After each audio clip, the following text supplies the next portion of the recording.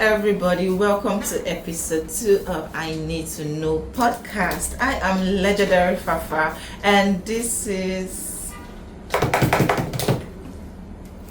You forgot my name.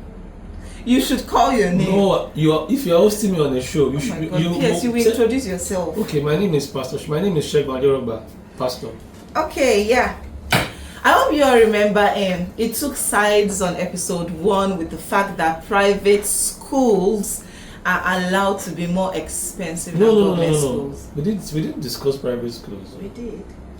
Schools owned by churches. Yes. Yeah, that was what we're talking about. Okay, so have you got new findings today?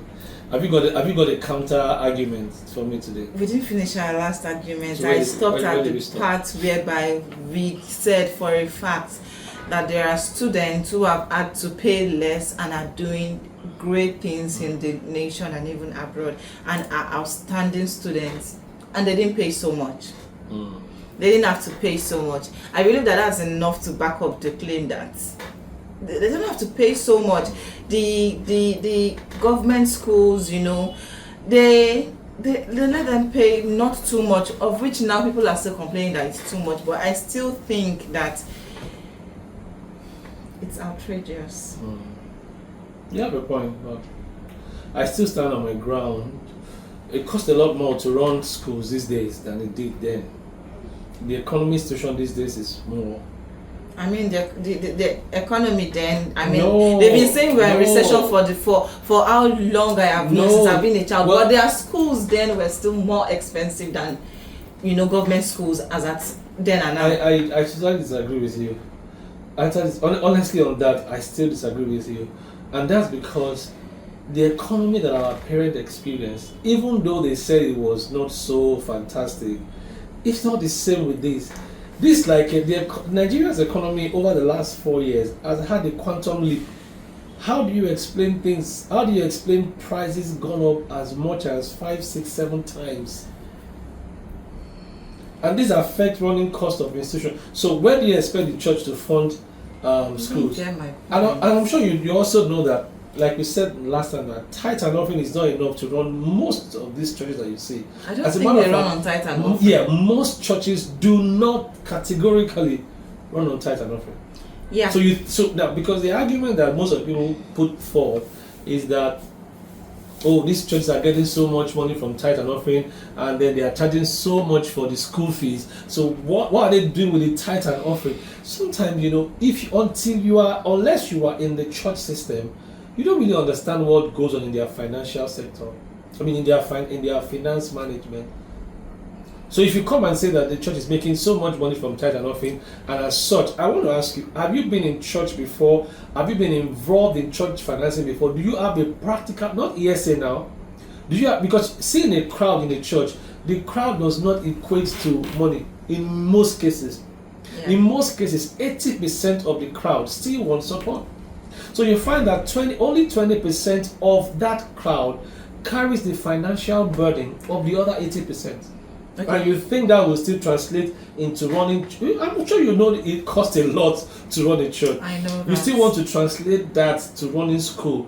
The fund that is coming in is not even enough, as it were, to run the church organization. How do you expect them to translate the same to give free school to everybody? Okay, so... And don't forget that people don't value free things.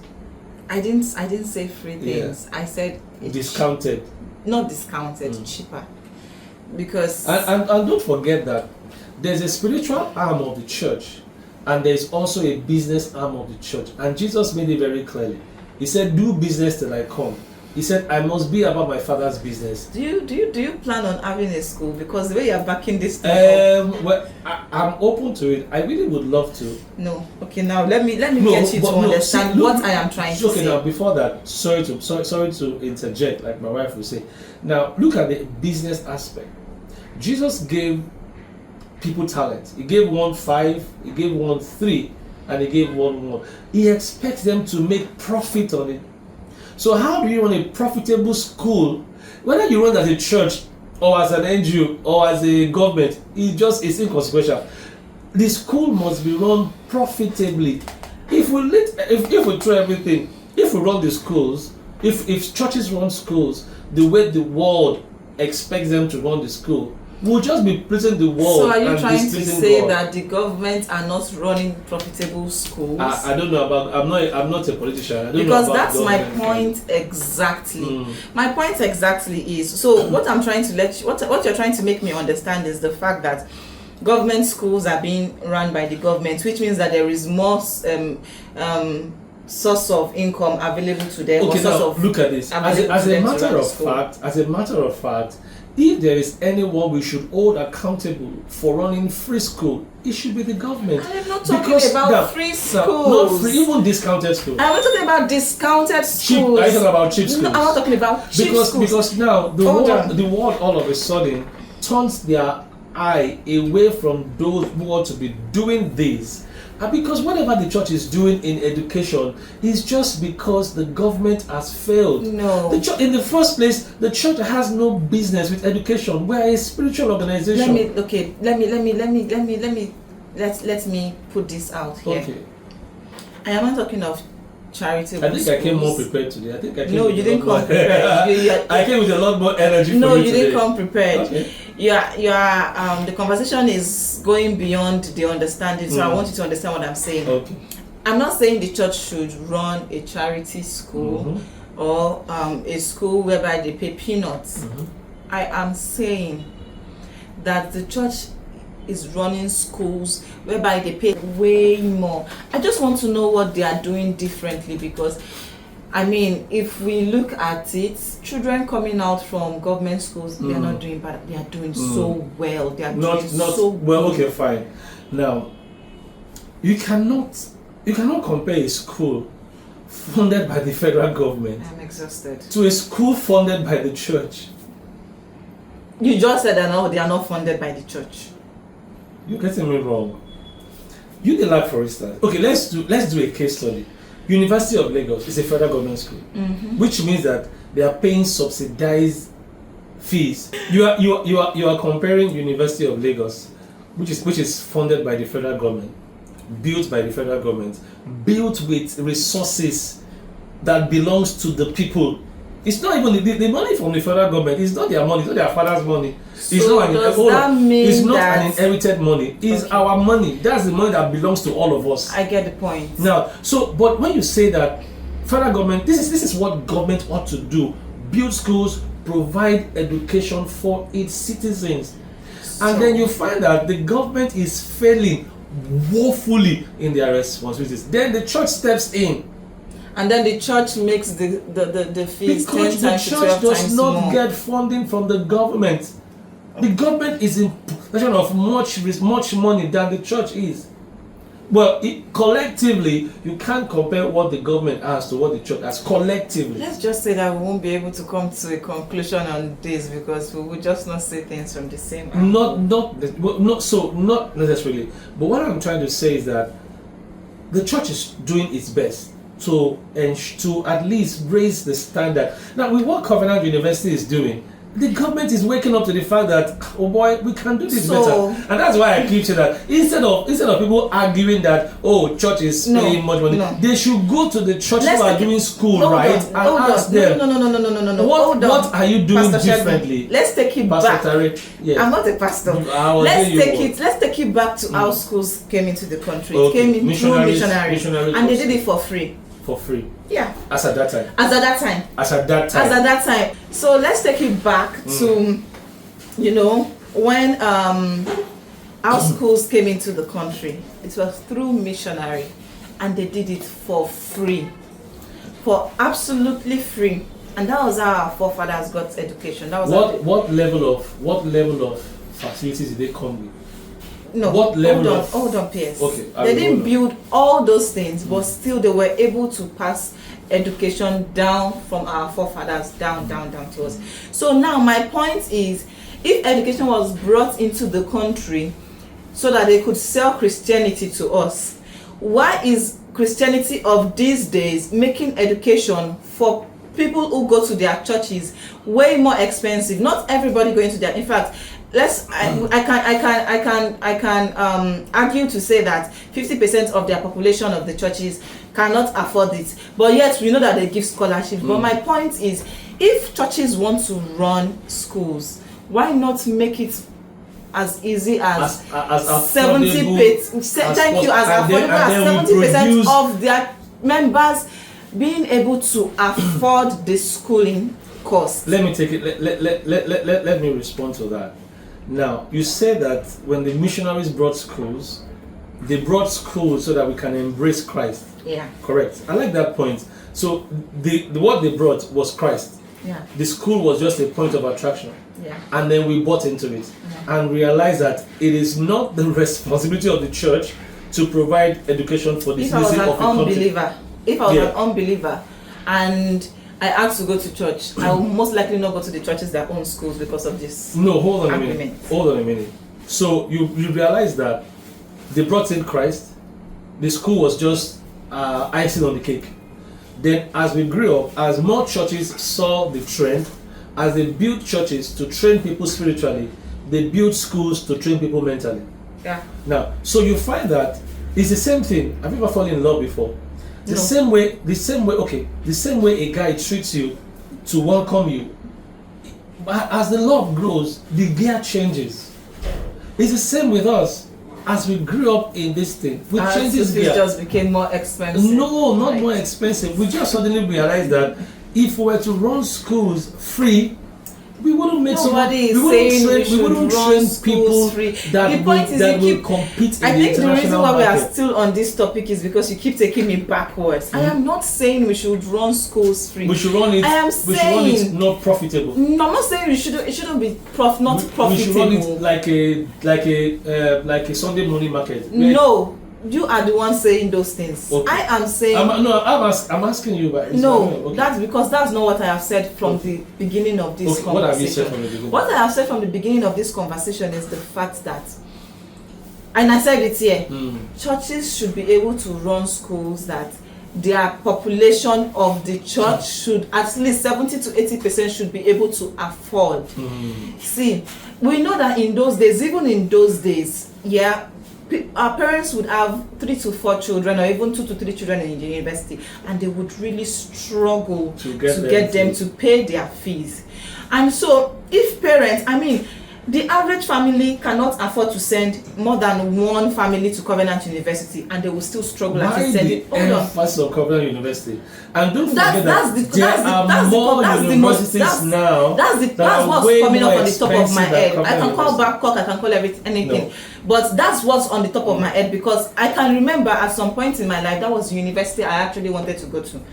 I wanted to go to Covenant. I couldn't go to Covenant University. We were born and brought up in Winners, but we couldn't go there. My eldest brother was in another university. My other brother was in University of Port Harcourt, and we could not, so no. The average family cannot afford more than one child going to a private university. That's the average.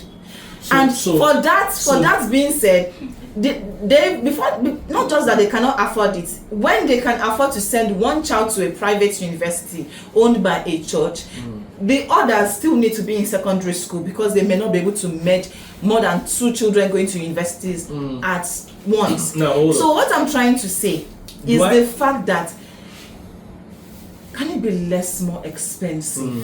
Yes. I want to see, the reason for this argument is a backing from the scripture where it is allowed that the churches should own schools that average families. I am asking, where in the Bible did you say that? No, I am asking for a backing in the Bible to support that schools having really expensive, churches having really expensive schools. You're being one-sided with this. I'm not being one-sided. How do you define expensive? No, I'm not being one-sided, because even the Bible said, Jesus said that when I was without clothes, you didn't clothe me, and all this. All I'm just trying to say is, if we want to win people more into Christ, we definitely will talk about doing it through giving. Okay, I agree with you. Now let's go back. Let's take the issue of when you say something is expensive. How do you define expense? What are your parameters for saying that this school is expensive. If the school has a budget of what it costs them to run a term, and of course this money will come from the students, this money will come from the service they are rendering. Have you been in business before? That's Jesus why says, I use hold the on. public Jesus schools, says, and I said that they are not business. that expensive, Do even if it's business. supposed to be They subsidized are by funded the government, but they are not government. that expensive, but they still get the job done. It's a lie. Okay. You're not getting that. We are not going to come to an agreement on this topic, you know, right? But not necessarily. But I want you to understand the fact that the word expensive is relative. It's not relative in this point, because It's majority very- of our population cannot afford those schools So for they should- more than hold on. one of Hold their on, hold on a children minute. at a Hold on a time. minute, hold on a minute. Then it's expensive. Now, don't forget that this school, okay, I know in your mind now, your focal point is Covenant University. I don't have a. We can call Babcock. I don't. We can call whatever, I don't whichever have an issue with school. that. But now look at when you chart top 10 universities in Africa today, you find Covenant University. And you Now, find do you University of think- Ibadan. Correct. Do you think Covenant University got to, on that top chart because they are a private school? Then a lot of investment has gone into the school, which I'm sure the funds did not come from the church offering and tithe. Now, if we're going to put in the principle of running a business into a school, you don't want to run a business that is not self-sufficient. I'm not saying they should run a business that will run them into the ground. And again, sorry to say this. It is not compulsory that you go to Covenant University. No, it's not. It's not. So just because you are not able to afford it doesn't mean that the school is bad or the school is too expensive. The school is bad. Not bad. Just because you're not able to afford it doesn't mean the school is expensive. It's just that you could not afford it. And if majority of the population of a country cannot afford it, then it's expensive. No, you're getting this all wrong. No, you are getting it all No, wrong. Have you seen Wigo University? How much are they paying in Wigo University? In what? Wigo University. But that's not what we're talking about. We're talking about schools owned by the churches. You look at principles of running an organization, whether it is owned by a church or it is owned by then the they government. have no business owning a school. Why not? Why not? Then instead, it would be better if they said that it is owned by the pastor of the church as a private entity, rather than being said it is owned by the church. If Because it's owned by trust the me, church, if the it's church is owned by the organized- church, we all expect To be free. not to be Or to be free, discounted. not to be Not to be discounted, profit-oriented. not those be words. profit-oriented I word. never use those words. You are No, using those I'm words putting to words make in your it- mouth, so That's help me. not what is in my mouth. Oh yeah, okay, tell me what is in your mouth. If we all expect that even if it wants to be so expensive, let's say for instance the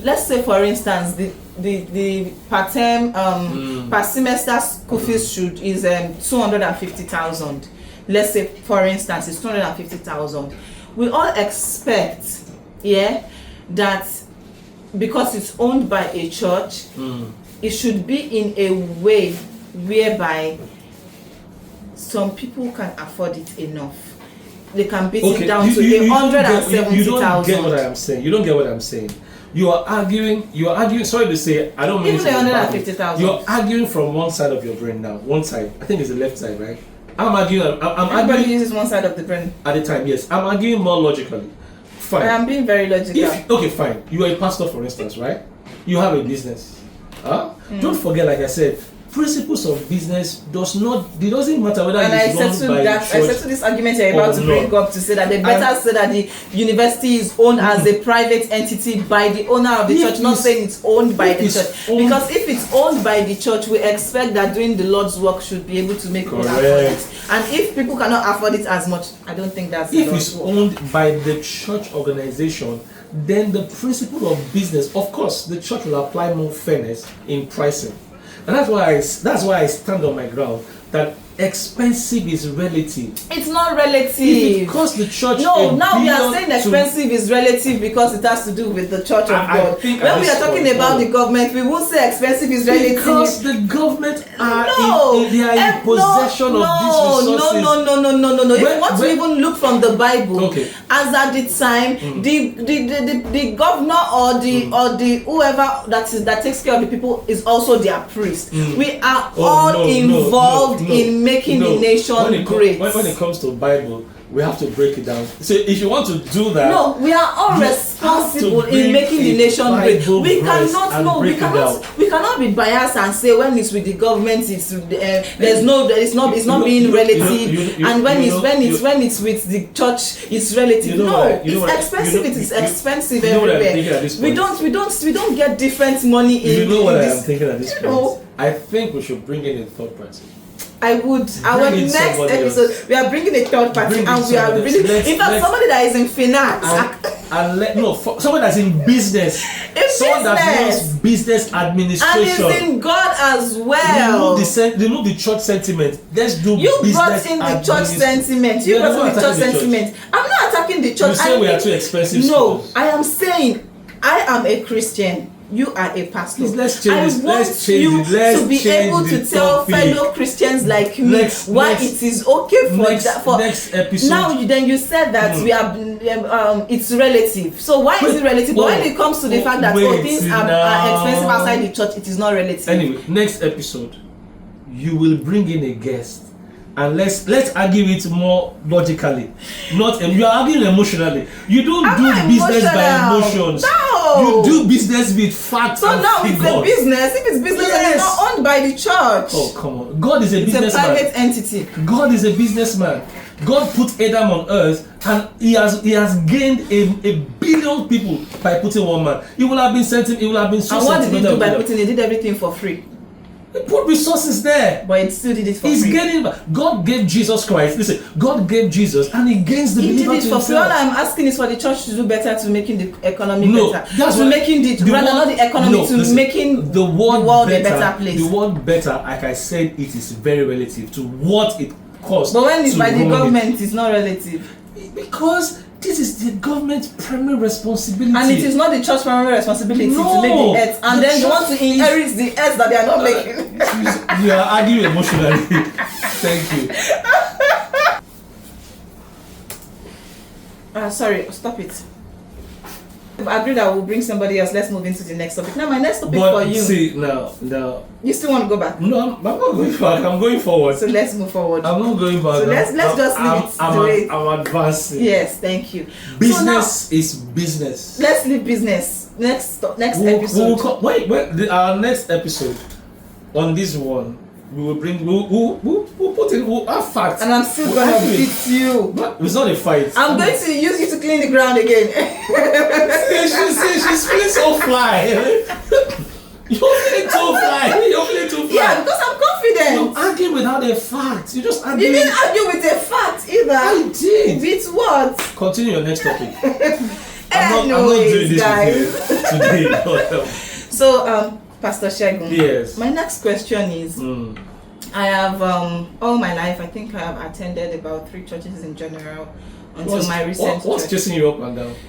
Nothing. Okay. I mean, I grew up in Winners. Then my mom had a church, and then my mom's church, and I went back to Winners, and from Winners I joined House on the Rock for a few months and Harvesters. But one thing I figured out is the fact that you hear a lot of people say things like, oh, I don't like to date within the church. I don't like to date within the space. And so no matter how big the church is, you get very few people that are interested in dating within their space. And, you know, if they don't date within that space, who is supposed to come and date the women within that space? Who is supposed to date the men within that space? Why don't youth like to date themselves in church? What's wrong? What's wrong with them? What's wrong with the men especially?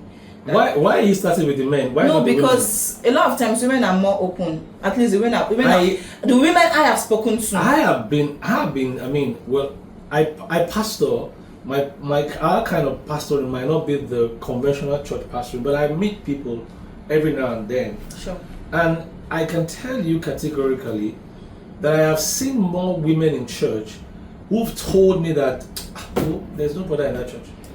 Well, I have seen more women who are willing to go to that church because they want to meet brothers. And I have seen guys who are willing to go to that church because they want to meet sisters just to play and leave the church. So, and I have met more men that would say, oh, I am committed in my church and I don't like to date anybody around my church. Well, I really don't. This issue of dating within the church. I mean, it's not in every church, but at least it's something that is prevalent in a lot of churches, where you find that somebody has been in the church for a long time, and all the sisters are looking at the brother and thanking God for him every night, only for the brother to show up one day with another sister from outside church, and they ask themselves, what's going on? I really don't know why that happens, but I really don't. We can't give a valid explanation as to why people are like that. Well, they are within a system. Give you one. Okay. Because men, they like to test waters in different places. Women need to become wiser, so they don't become a point. They don't become subject of men's test. That's right. But when there are a lot of women who are the common denominators, what then happens? Well, it's for me largely still an issue with identity. Not knowing who you are, not knowing how much value you have, and just be willing to go with the flow. It's not this is not a thing. But that doesn't stop the men. It's not a thing common to women. It's only common to man. He doesn't know his worth. He doesn't know what he really wants. He keeps jumping from one, and this happens in church because it's not everybody who is in the system of the church that is in the system of God. There are two different things. Being a church system is one. Being a God system means that you allow the things that God says to govern your thinking, which means you can't be actively dating two ladies at a time, trying to know which one will, that's deception, and that happens a lot. All right. So it is largely a problem with individuals and their value system. Because why would you be in a church when they are? And don't forget that this is also a thing with physical appearance. You are so used to people in the church that you don't see them beyond the fact that I know this one, I know that one, and it's also part of the works of the flesh. When we just conclude and say, you just written off everybody in that assembly and say, there's no good person here, and then you begin to look for more. Why look for more when what you're looking? I always believe that your wife, your husband, or whoever you will marry is not always far from your environment, because God put Eve close to Adam. But sometimes we are looking for more, then we ignore what we have. But Boaz was in an entirely different place. Ruth went to his place. I didn't get that. Boaz was in an entirely different place. Okay. Ruth went to his place. She was far for a long time until she became close. Yeah, that's something. I go with the law of first mention. The law of first mention is that God put Adam and put Eve beside him. Right. In his environment, in the same church. However, if you want to give advice to the youth, the single ones, because I'm not going to say you are wrong. Yeah. I can look at people in my church and be like, I don't want to date anybody here. Not because they are not fit or they are not good enough. I've not really said that to myself, to be honest, I've not really looked at one person in my church right now to be like, I can't date anybody here. So that means that one person has not even caught my attention or caught my eye. But in my old church, I have found more than one person that you are attracted to. That I was attracted to at a time at different stages. And one thing I found out about them was the fact that they all had the same thing in common. They all said they didn't want to marry from a church. No, they didn't say that. They all had the same thing in common. They all wanted to eat their cake and have it. They all wanted to test the waters with different ladies. That's why I'm saying and they were leaders. These are primary issues with personal values. The influence of the world on people I was going somewhere. Yes. And they were leaders. So that's now. People say this a lot. Mabinu. Let me balance this. We need to be careful. Just because somebody is a leader in church or even a pastor does not mean that he is. I don't even know what I want to say. Okay, and because people say, I met this guy in church. He's a leader. He's a minister. He's this. He's that. Hold on. Let me balance mine. Sorry. So they say he's my this. own mic to balance yours. So they say he's this, he's that, and so they judge him based on position in the church. Let me land not my values point. that he has shown by their fruits. Let me land my okay. point. Oh yeah, you can land now. And most of them were leaders. Okay. Now, I didn't judge them because at the time, at the beginning when I was, I found out about the first one. I'm like, oh, this one is a leader in church. And then I can remember that people would always say things like, the church is just like a hospital, And, it's always usually very messed up if they found out in the hospital that the doctor was sleeping with the patient. What do? They will quarantine the doctor.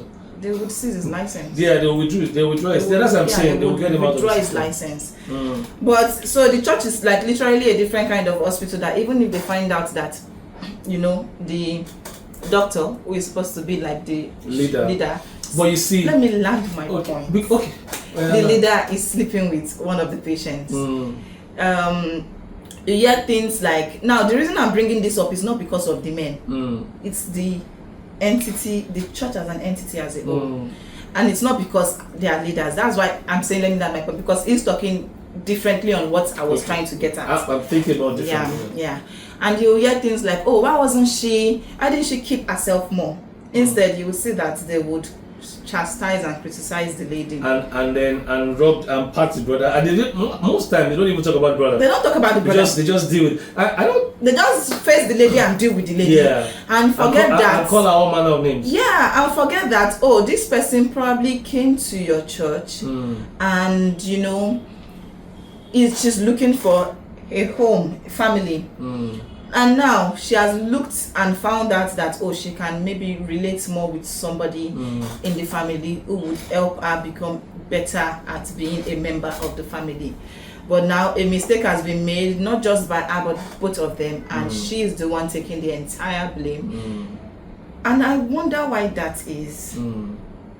I understand for a fact that nobody is perfect. Nobody at all is perfect. Yeah. But this is my conclusion to why these things keep going on. It's because of what I have just said. They chastise the lady and ignore the men. So they keep doing it because they know that they don't get caught. And even if they get caught, they just get spoken to and not chastised. It also depends on the church system you're looking at. Of course, I mean, a lot of things that happen these days in churches that never used to happen when we were growing up, and we understood that the church has something called disciplinary system. Yeah. When I was in Bible college, there's a place called Sanhedrin. That's pastors in training for moral failures, certain moral failures. When you say that you are being called at the Sanhedrin, immediately your mind will wander over 1,000 things you have done wrong, because we did. As a Bible college student, as a pastor in training, I will cut grass for going to class late. You get it? Even when I left Bible college, before I went to Bible college, I was in a church, Gospel Faith Mission. Some of these churches that are not so known these days, they are very big on discipline. As a brother, you are caught, or as a worker, you slept with a sister in church and the same church, they won't send you away, but you have a lot of disciplinary measures. You come to church early, you clean the church, you bring your own chair, all of these things just to correct you in love.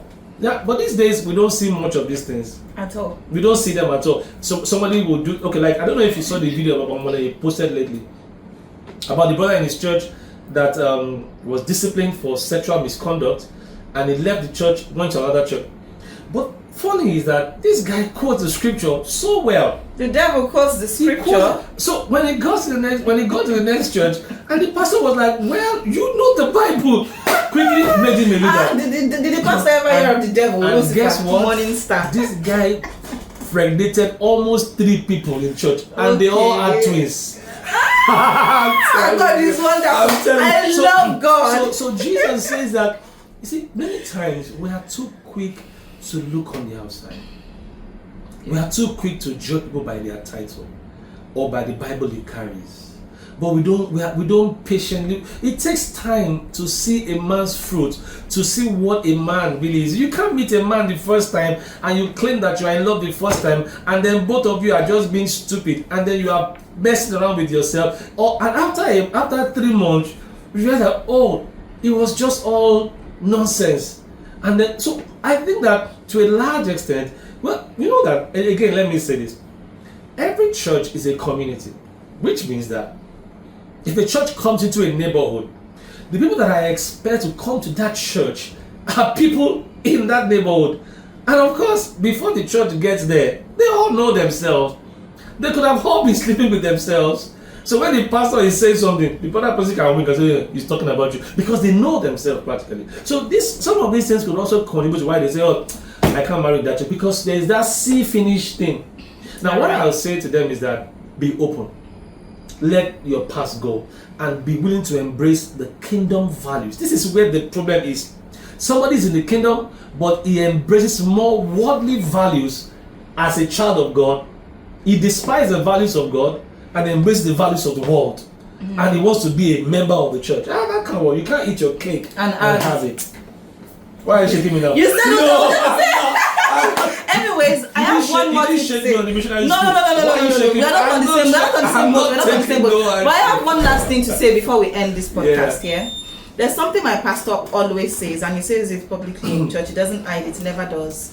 You know, he would say, if you want to date anybody in my church, before you even begin, keep it open. If you are interested, come to me. Yeah, I mean, this values started come from to way me back. First, you know, and that has saved me one time. Yeah, that saved me one time. I went to my pastor and I said, oh, I'm talking to so and so person, and he said, what are you people talking about? And I said, oh, we're just talking. He said, let it end at just talking. It should not go more than just talking, you know. And that has stayed with me, even to the extent that even if I was talking to somebody that was outside my church, I would always want to let my pastor know. You know. What's your take on that? That's how we grew up. When you are in a church and you admire a sister in the church, or you admire a brother in the church, logically, the first thing to do is to, well, of course, these days, like my friend would say, he wrote it down. I mean, things have scattered. Because you should go to the pastor of that church and say, I'm seeing so and so and so. Say, don't see him, don't see him. Yeah, we must not remove the tendency that even though we are spiritual, we have tendencies of missing it.